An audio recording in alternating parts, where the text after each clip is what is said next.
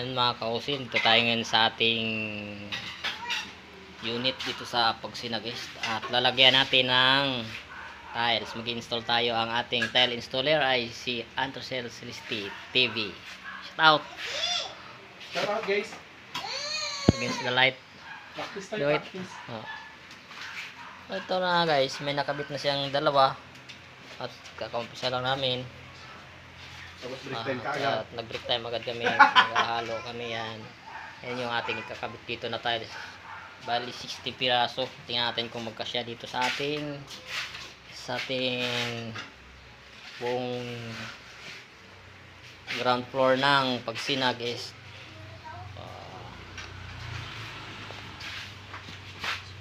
10 years later. Kasi nakapagkabit ko si Pops Antrocel ng 2, 4, 6, 7 piraso na tiles.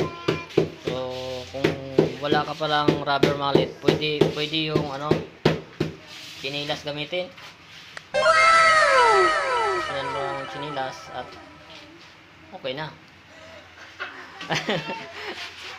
Pwede ka nang makapagkabit ng tiles nang walang rubber mallet. Ayan. So ayan mga kausi, malapit nang tayo makarating dun sa may kusina. Malapit na tapos ditong sa sala. Ayan. Kunti na lang. So ito na si Pops Antrocel Celesti TV. Gamit ang chinilas sa kanyang paghihigpit sa tiles. Ayan. So napaka usay talaga yung kanyang mindset. Kasi nakalimutan namin dalhin yung aming rubber mallet. Buti na lang at gawa ng paraan. Ayan. Naulan sa labas mga kausi. Time check alas 2 na.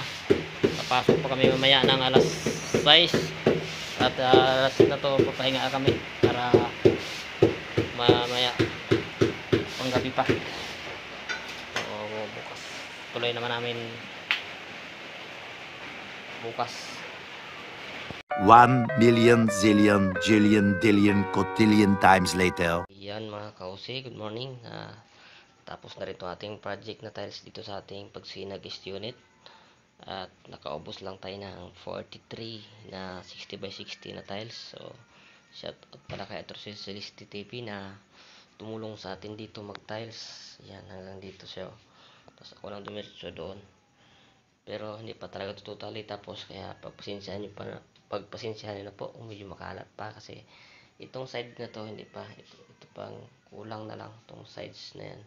Dahil hindi na natin masingit masyado dahil may pasok pang araw na kasi next week pang gabi naman. So tirahin na naman natin yung gilid na yan. So ang naubos natin dito ay 43 na tiles na 60 by 60. So ang bili ko naman dito sa tiles natin ay 125 dahil nag sale sa Tile Builders sa may harap ng Stadium Mall sa bayan ng Naik. So kung gusto niyo bumili ng tiles doon, marami kayong mapagpipilian, mura lang doon, marami silang mga magagandang tiles doon. So hanggang dito lang po. Thank you for watching.